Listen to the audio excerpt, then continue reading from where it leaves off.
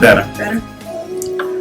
All right. Welcome to AZ and the Know on Icon Radio. Thanks for tuning in. You got your boy Larvell S. Witt.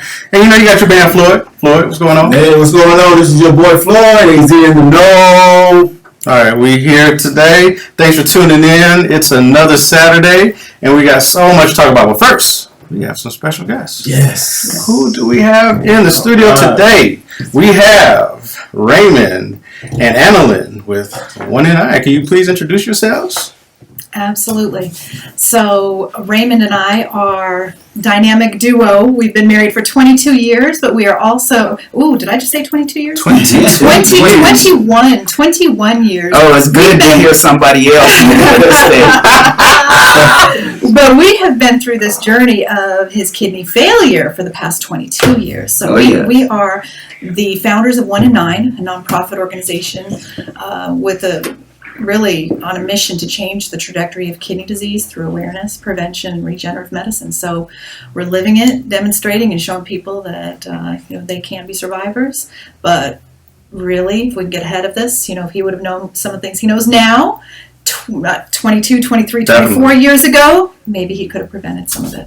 Yeah, we definitely need more of that kind of awareness, especially these days. Like you said, there's been stuff going wrong with me. A perfect example. If I would have been more educated, things of that nature, would have been, dealt with sooner. But, we're here. Everything's good. You know what I'm saying? It is what it is. But, so with the kidney, let's talk about that because I know, especially in the African-American community, we do have a lot of those type of issues that aren't getting addressed. So you said it started about 22 years ago. And from there, what was missed? How did you guys find out? Things of that nature. Yeah, there was things that we've learned over the years that we kind of look back on like, oh man, I wish we would have known that. Because we were only dating 3 months when his kidneys failed. So he was a year out of the military. Wow. Thank you for your service, brother. Hey, you're welcome. You're welcome. I'll let you kind of share a little bit about what you were going through and kind of your mindset on it, Raymond. Well, it surprised me. Let me put it that way. And I can remember being at urgent care where I just went in just thinking I had bronchitis. I'll get some antibiotics and then I'll go to work. Mm-hmm. And the nurse took my blood pressure like 3 times, took it with the manual machine, and then she ran out of the room. Didn't say a word, just ran out of the room. Wow. Came back with the doctor, and the doctor said, Mr. Scott, are you okay? Or do you have a headache or anything? I said no, and he said, well, your blood pressure is what, 180 over 270 over 190. 270 over 190. Oh, and he said, we are calling an ambulance for you. You're not going to work. Mm-hmm. So I'm in shock right then. And then when basically the fire truck came and ambulance and everything took me to the hospital, and where I did blood work and urine. And by the time I got to the hospital, I was 300 over 200, my blood pressure was. And the doctor came to my bedside, and he was like, Mr. Scott, your kidneys have failed. We've got to do surgery so we can start you on dialysis right away. And he told me the different types of dialysis, and all I could see is his lips moving because I didn't know what was going to happen to me. My first thing was, okay, how long am I going to live? But I was scared to ask him that. And it just started from there. And that was 24 years ago, right? No, that was 20. Last month was 22 years. 22 years. And, it was, he knew he had high blood pressure. Mm-hmm. And he was taking his medicine, but wasn't checking it regularly. Yeah. And he didn't have the symptoms, because the doctor's like, hello, don't you have a headache? Don't you have, because you could have a stroke. Don't you have, chest pain because you could have had a heart attack? He's like, no, just this cough. Which, by the way, I've been nagging him about. We don't be listening. We don't be listening. I'm good. I was like, I don't think so. And sure enough, he was right. He was right.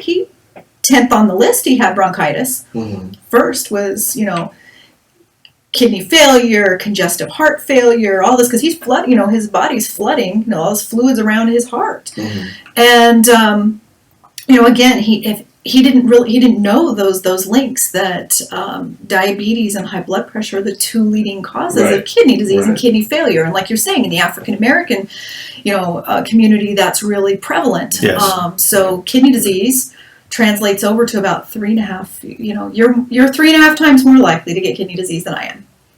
Right? But you're seeing an increase across the board. There's a higher rate in the Hispanic community, Native American community, Asian, but really across the board. When you look at the number of pre-diabetes and diabetics that are out there now, you're going to see the kidney disease follow suit. So I know, me personally, that's what I was saying earlier, I wound up having pre-diabetes. yeah.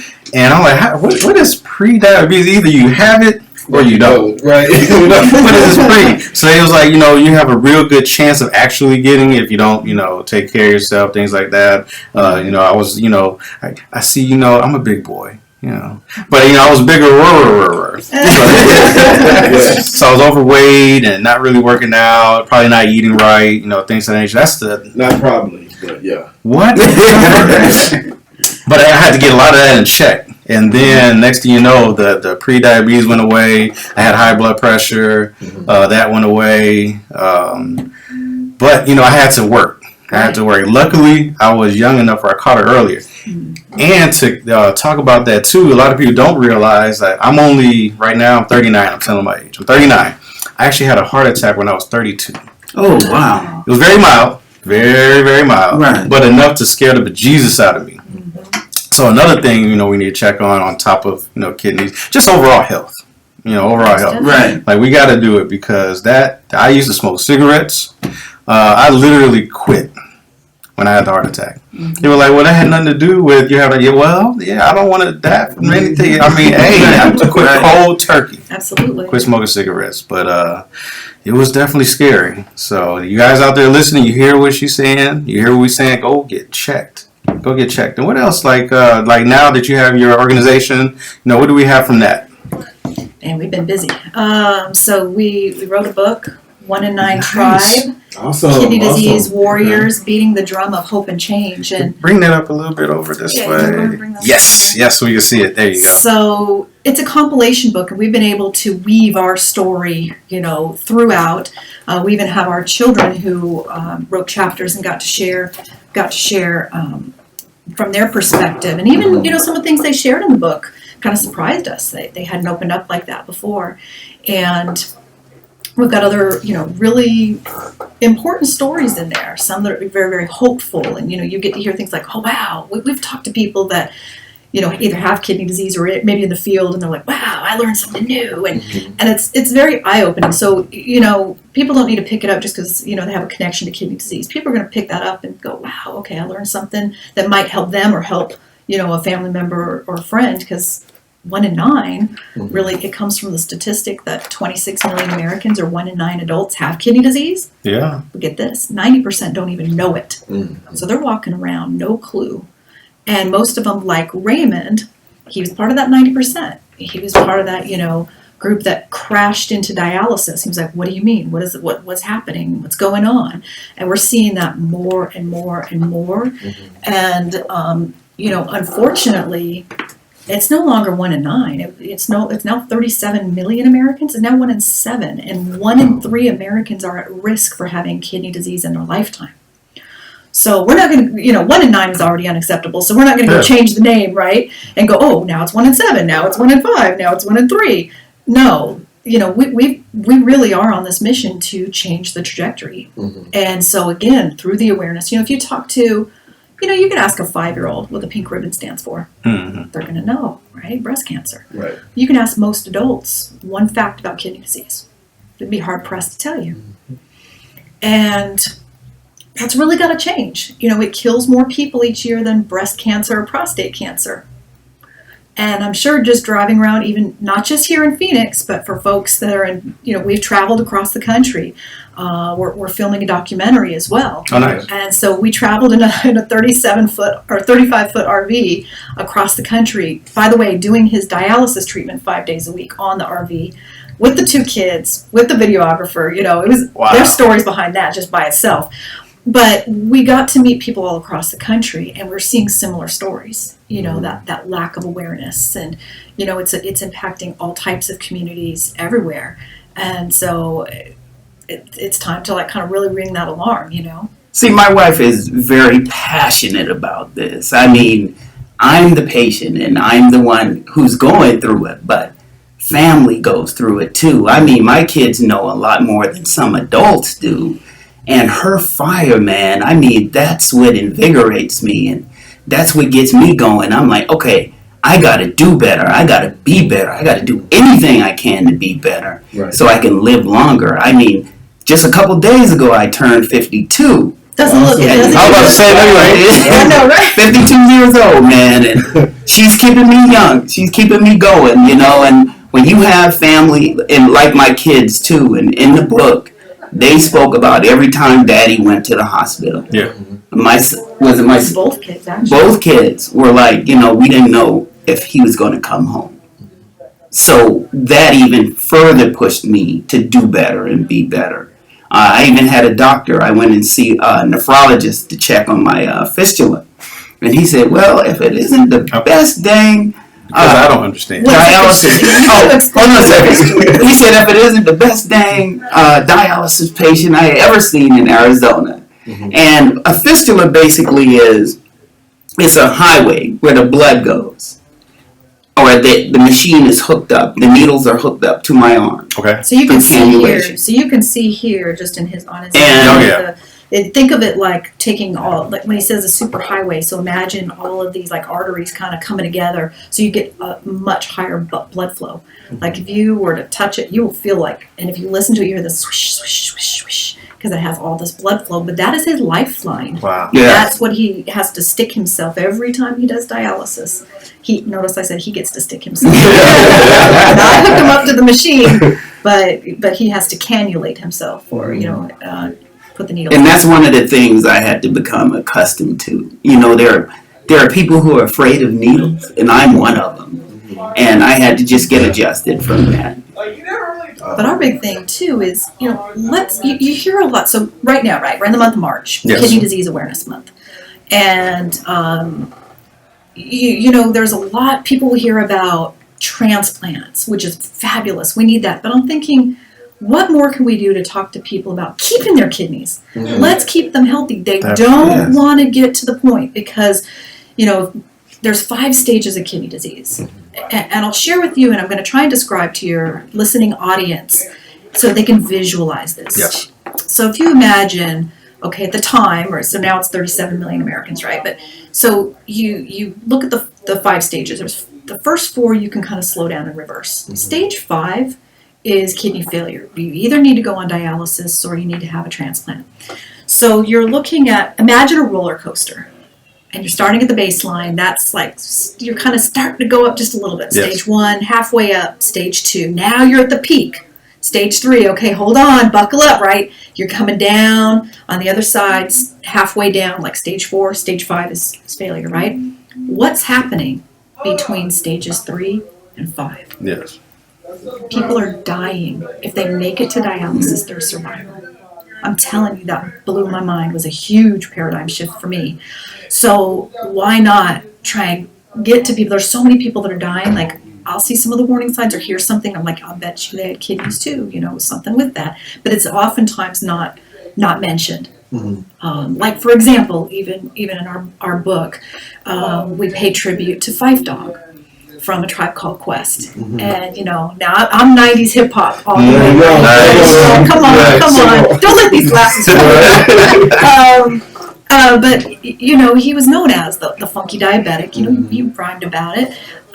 When he died a few years ago, they said complications of diabetes. Yeah, he was on dialysis. He'd had a kidney transplant. And, oh, by the way, transplants, like I said, are great, but it's not the end-all, be-all. It's a twist in the road. Raymond had a kidney transplant. He had one in 2001, which we were blessed. His brother donated a kidney. Nice. And that gave him 5 years of life without dialysis. It was wonderful. But it did end up failing, and he had to go back on dialysis. So I can't stress it enough. Like, doing the things, like, I commend you when you had some of those warning signs, because I'm gonna tell you, A lot of people don't know heart and kidneys, they go hand in hand. No. Hand in Yeah. hand. One of our, so I commend you, number one, for really taking that and making the changes that were necessary so you didn't have another heart attack or have to end up on dialysis. We were talking to one of our medical advisory board members who's a world-renowned cardiovascular surgeon. And he asked me one day, Leanne, what do you think the percentage of my kidney or my heart failure patients, what percentage of those do you think have kidney failure? I said 100%. Wow. So again, they go hand in hand. So, so again, kudos to you for being here, and sharing your voice and being able to reach others that will say, okay, you know what, this was a wake up call for me. Especially at 32, I felt like I was still young. Like, I still act like a kid. Like, I feel young. I still do stupid mistakes. I can't be having heart attacks. Right, got a lot more living. Yeah, I thought it was something that was for, like older people, you get into their like 50s and stuff, which is so not true, especially these days. So, yeah. My thing is, because I don't know, go back to I don't know. So, you guys can do the same thing.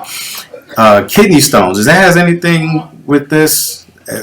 Or is that something different? Somewhat. It's different, but it depends, because some people can have, they can have some warning signs. Like a lot of times when people have kidney stones, maybe they're not drinking enough water, or they're drinking too much soda, which it's not good for your kidneys anyway. So, I always say if you're at risk, or like let's say you're someone that has had kidney stones or has had other issues like that, if you have diabetes, you raise your hand over kidney stones, and we already know, right? You have, even though thank goodness you've reversed some of those conditions where people say, oh, you can't reverse it. Yeah, you can. Raymond's reversed it.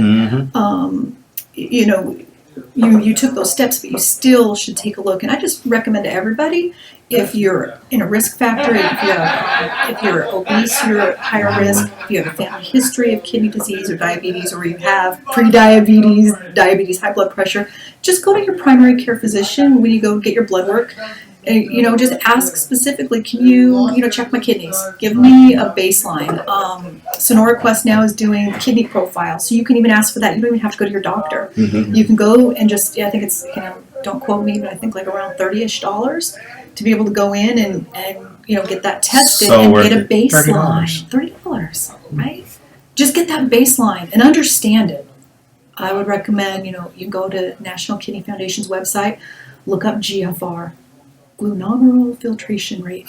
Don't expect you to remember that, but GFR. Ask your doctor about. Hey, just check my kidneys. That's simple, and monitor it, because again, don't expect you got to take ownership. Like, don't expect that your doctors are just going to point it out to you, because you had asked earlier, like, okay, what are some of the things, Raymond, you may have noticed? He was a year out of the military. It wasn't until, about 4 years ago, he was at the VA with his primary care physician, and she's looking back through his records like astonished at, first of all, everything he's been through, but then she looked back at his medical records when he's in the military. Like, Mr. Scott, did they mention to you that your kidneys were in decline? No mention whatsoever. And so it falls through the cracks, like, way too often. We're meeting people almost on a daily where they're finding out, like, what do you mean my kidneys? Excuse me, what do you mean I might have to start dialysis? And could you imagine, like, let's flip it, okay? What if it's someone with stage 4 breast cancer or stage 4 prostate cancer? But the doctor could see warning signs and could see some at like stage 1 or 2. People would be in an uproar. What do you mean you're telling me a stage 4? Where's the uproar? Because it's happening every day. I mean, we're seeing it. That's more the case. More people are finding out about maybe stage 3, but usually they're finding out about stage 4. Doesn't need to be guys. Women too? Yeah. Everybody. Women to everybody. Yeah. So because this is a big thing going on right now, one of those things we got to bring up, coronavirus, all these things that's happening right now. Is this something that affects? Is it a concern, especially with people in this condition? Well, yes, it does. It does, and it does concern us because my immune system is compromised right now. I mean, it doesn't take much. And being in that way, it puts me in that category or that group where I can get it very easily. just the transmission from my hand to my face. And she keeps telling me, keep your hand off your face. Get your hand off your face. And, I'm getting used to it. I'm training myself to do that because during this time, I don't need to run into that or anything like it. So they speak about elders. Yes, the elderly. Yes. And dialysis patients of any age, their immune system is compromised and they can get it. And transplant And they can patients, be, too. yes, transplant patients especially. Even diabetics. So if you have a chronic disease, your immune system is compromised. So, we definitely have to take more precautions. So, if you or I get a fever, we're going to monitor it. We're going to take a Tylenol. We're going to check. He gets a fever, we go to the emergency room because we've caught pneumonia early and he wasn't even coughing yet. So with this coronavirus, it definitely, we're not freaking out like, there's a lot of craziness going on right now. I need some of y'all to kind of slow down on this hoarding of toilet paper because we're down to Yes, toilet paper. We're worried about it. So he's thinking, okay, I'm going to avoid the crowds. He went to the store this morning. So I'm going to get him Early in the morning. And he's like, man, the lines were long, and unfortunately, there was someone like 2 carts ahead of him that passed out. Prayerfully, not from coronavirus or anything else like that, but he may have just had something else. He got dizzy, but we have to watch out for it. So, and it's shifting, right? A lot of things. We just have to be more cautious. A lot of hand washing. We also have a festival that we're hosting this month on the 28th. And it's an inner city marathon and health festival that we're planning on having at Cesar Chavez Park. Okay. Well, as we were starting to see the writing on the wall with this, I made the executive decision. I'm like, we're not canceling this, but we're shifting it to a virtual event, so we can have people, take part in it, not just here in the greater Phoenix area, but really around the country, around the world. Nice. And, there's a 5K walk and roll component because we want people of all abilities to be able to come out. And, so even if people are, in quarantine, under quarantine, you walk maybe 5 flights of stairs in your house. Yeah. Do some laps. But, why not? Get on out. Get some fresh air. It's good for you. Now, we're not going to have you come out and walk with 5,000 people like we were planning. Right. But do your 5K. So stay tuned. We'll be putting a challenge out about there for people to understand. But we also had to take a look at it. And so I'm going to share with you and your audience I'm breaking some news here. Is that all right with you? We get the exclusive. I was just about to say it. Exclusive. Breaking. You're getting the exclusive. On Icon Radio. Absolutely. So, we've got folks that we've been talking to that I didn't announce yet because, again, we've been looking at this and the whole travel. What do we do? And we're like, we don't want to put them at risk. But now it's virtual. Come on now. The sky's the limit. So we've actually partnered with Dr. Dre from Yo MTV Rap. So nice. we go back to the 90s. Nice. That's nice. And I'm telling you, he's got just a phenomenal story. His life. He's iconic. You look at, what he's done, but he's also diabetic. And there was an article, and he, kind of came out. There's some articles in an interview he did last fall about he's gone blind. Oh. But he's going to be there in New York and live with us here. So stay tuned. Like I said, we'll put some more details so people can take part in all of this. But, he's going to be sharing some really important information about what he's done to take charge of his health.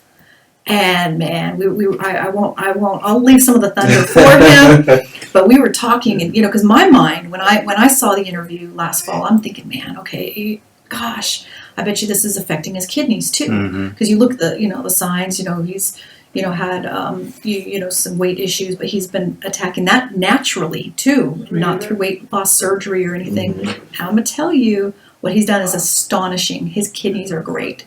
And so I'm pleased to announce that, but I'll let him share a little bit more about, the lifestyle changes that he's made. Has to be. So that he can turn that around. Yeah. Has to be a lifestyle change because, even with me, I'm not saying I'm the holier than now and the great at exercising and eating right, but there was a lot of things I had to cut out, change, and even with my kids, I had to now change what I feed them. So y'all know I get it. Dr. Dre, I can't wait for this. We definitely going to keep going. This is going to be interesting here. Yes. Right. But I'm more interested because that you turn it to a virtue. It's like the winds of change. It's like adapting to your environment, adapting to the situation. Like, you know what, this is what we're gonna do, and it might even come out better. I get it. So Oh yeah. I can't wait. Thank you. Can't wait. Thank you. We're excited about it. Oh man, this has been some good information here. Any other? Wow. No. There's one. Now, What happened was. what happened? No. So with the kidneys, you know, I know you have to drink a lot of water. Well, you're supposed We're to. supposed to do it anyway. Supposed to It's drink water. life. But is that like one of the things that will prevent kidney disease? It's going to help, but you know, let's look at this. Your kidneys filters everything. You know, all your blood and everything. So you really want to also avoid like the NSAID medications, like painkillers. So that can have an impact on your kidneys. A lot of people, a lot of people don't know that and popping those like crazy. You know. Yeah. Oh, my knee hurts, you know. Okay, but what's that doing to your kidneys?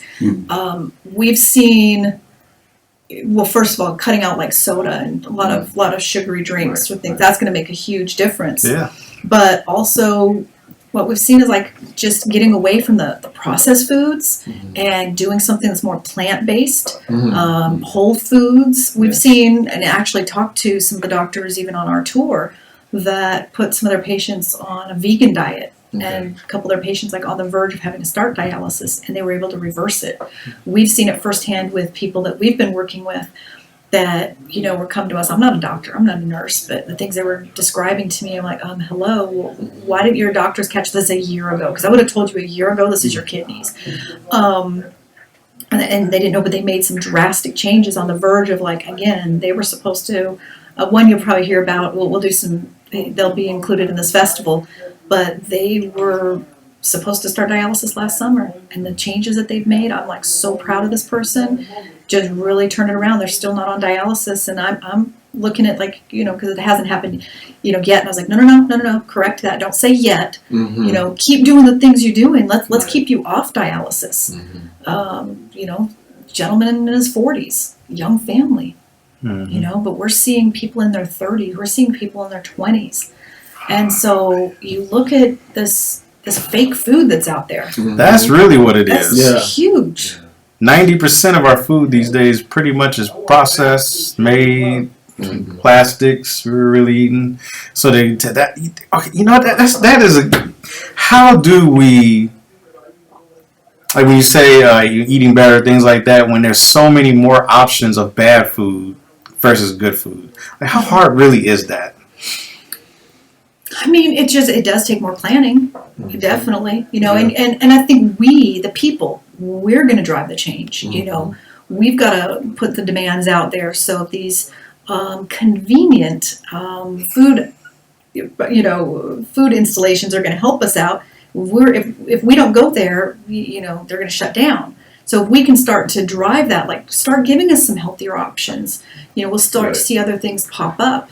And so I think that's a big part of it. But, you know, I look at it and I see some of these commercials. I'm like, what's the point of having 2 or 3 patties and 3 slices of cheese?